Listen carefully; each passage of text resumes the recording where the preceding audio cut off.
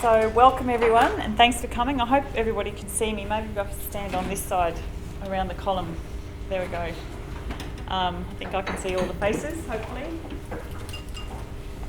Let me know if you're having trouble seeing. We've got a few spare chairs and you can shuffle around. So welcome to our third technical workshop for the year and our second one in Mount Isa. These are going really, really well, I think, for the survey in terms of engaging with industry, getting information and knowledge and new work programs, data, all of those things out there to the people who need them. So thank you for coming along and being part of it. I've put this slide up at the last one that I did in Mount Isa, so a few of you have seen it before, but I just wanted to reiterate the reason that we're holding these workshops is to try and help you guys do the best work that you can out in the field. So if there's new advances, new thoughts, new models, anything that's going to be useful to you that we know about, that we can help distribute to you, help you engage with, help you get that data into your work programs, then we're going to do it, and we're going to do it this way. And part of our job really is to do those big scale data collection surveys, geophysical surveys that are too hard for any one company to do, covering the big areas, trying to infill those big problems, identifying where the big gaps in knowledge are. That's where I see, or most of my team, see the geological survey. That's our role, and so we're here to support you in that. We're doing a lot of regional geophysics, and I'll talk through that in a minute. A lot of regional geology as well, moving towards understanding geology undercover, doing a lot of mineral system studies, and our biggest role is to try and minimise risk for explorers. A lot of you will have seen this slide before, and thanks Rick for letting me use it again. So it's just it's a little bit out of date now, but shows the progression of discoveries in northwest Queensland, going deeper and deeper undercover. And then on the left-hand side here, the government's or academic studies that have been done in the area or in general to try and assist exploration. And as you can see, a lot of discoveries driven by industry, and then when academia and researchers come in to try and help, there's not a corresponding increase in discovery on that bottom graph. So part of our interpretation of that problem is that people are doing some great work in those academic and research institutions, but it's not filtering through to industry. There's a communication breakdown. So we're trying to fix that by having you all here in the room today. So the Geological Survey of Queensland has funding for 4 years, from 2017 to 2021. This is called the Strategic Resources Exploration Program. Part of that's broken up into 5 streams. We've got our data modernisation project. We've got the new discovery program, which is what we're talking about today, in part, as well as other things. Our collaborative exploration initiative, which will be familiar to a lot of you, and industry engagement, which is events such as this and other things as well. And then the frontier basin gas exploration, which Sally's going to talk to us about as well, because there are some overlaps with minerals. So the new discovery program, we have $11.5 million over 4 years to spend. We're halfway through that program now.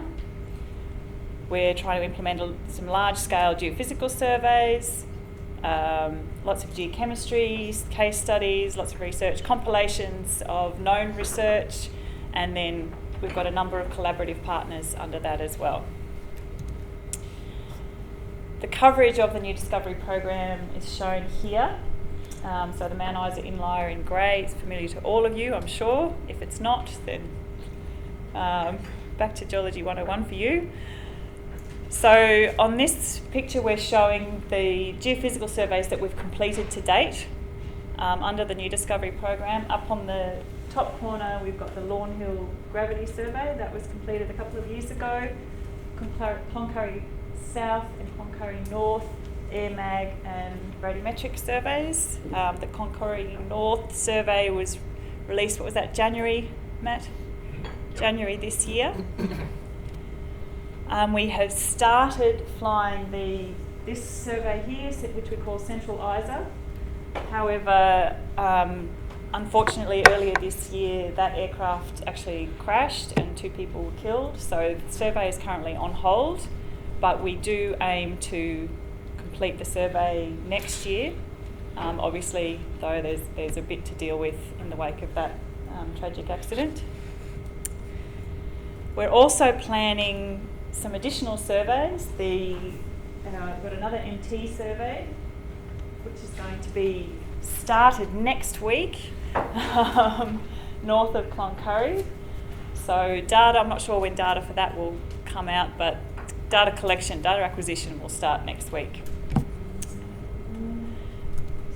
And hydrogeochemistry, I'm sure the shape has changed for that, Dom, hasn't it? But the sample collection for that has just been completed, and now we're collaborating with CSIRO on that project, and analysis and data interpretation will come out. This is a technique that we're using to try and explore for mineralisation undercover, see if we can detect signatures through the chemistry of groundwater. Mary Kathleen Domain Geology. Dom's going to talk about this later on this morning. We've completed field work for that and undertaking a lot of geochemistry and geochronology. Now there should be, here we go. We've also got another project which we call the Reference Collection Project, looking at all the significant deposits around the Mount Isa inlier. The Ernest Henry compilation for that is almost complete, and there'll be a data pack out in December. And Courtney tells me we've just finished scanning, or just about finished scanning, or through the high logger, holes from the Mount Isa system. So that's another lot of data that'll be out soon. And the idea is to pull together data from all of those significant deposits so that they're available for everyone to look at and compare. We have a large number of collaborative projects as well. So, working with James Cook University, and Paul Dirks will be here later on this morning. He's on the plane at the moment. Looking again in collaboration with Dom and others in the survey at the Mary Kathleen Domain, looking at tectonics, magma fertility. We're also working with codes on mineral chemistry vectoring, and that's looking at all the significant deposits again throughout Mount Isa area. Rick Valenta at University of Queensland is doing an amazing job on his deposit atlas, which again is compiling data for all of those significant deposits that we all know and love, and a lot of you will have seen the products of his work, which he's turning into also a 3D pack for each of those deposits, and really fantastic work. We're also working with CSIRO to fingerprint deposits as well. So there's a lot of work going on to understand the different mineral systems in the area across the inlier. Today we will hear both from people from the GSQ. Dot Close from the Northern Territory Geological Survey will also be here. She's also on the plane this morning. So getting an update on the new data and activities that we've all got going on. Simon Beams from TerraSearch is going to give us an update on his thoughts on exploration undercover in the Carpentaria area. Paul Dirks from James Cook Uni will be here to talk about Mary Kathleen, or the Mary Kathleen belt, not Mary Kathleen itself. We'll have people from codes talking about fingerprinting, geochemical fingerprinting, which would be fantastic. And we will have Mira Geoscience to talk to us about Geoscience Analyst, which is a fantastic tool for looking at 3D freeware to look at 3D data sets. So, good lineup. I hope you all get something out of it. Our goal, as I've said already, we want to disseminate this knowledge. We want everybody engaging with the data that they're producing. No point us spending millions and millions of dollars on data that nobody even knows is out there, nobody's engaged with, nobody's absorbing.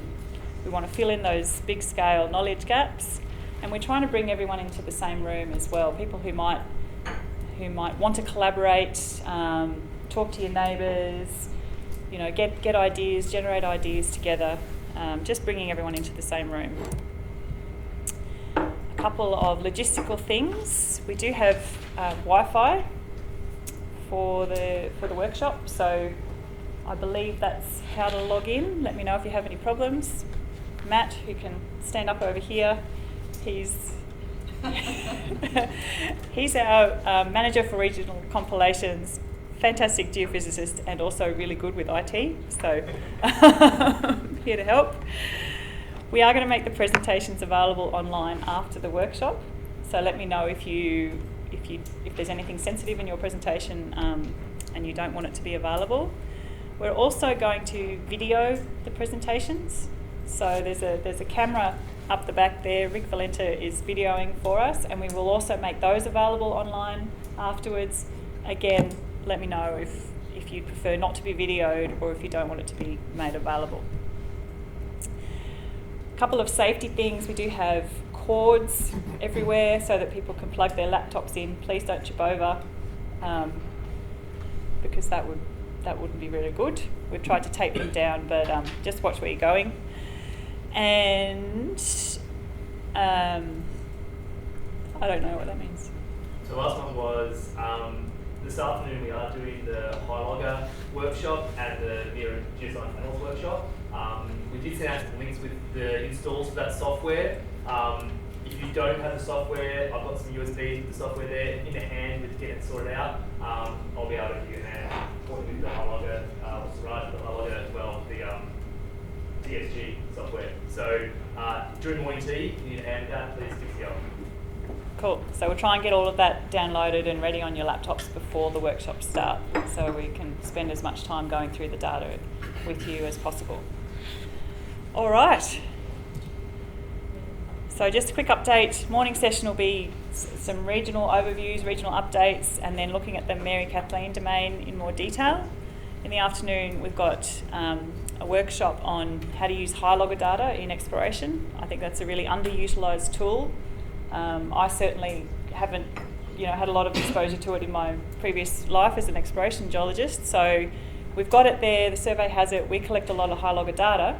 I think it would be really useful for people to know how that applies in an exploration sense. And we're also going to do, as I said, a workshop on how to use geoscience analysts and the different things that we can do with that. And then we will have a networking drink session this evening back at the Mount Isa Hotel from about 6.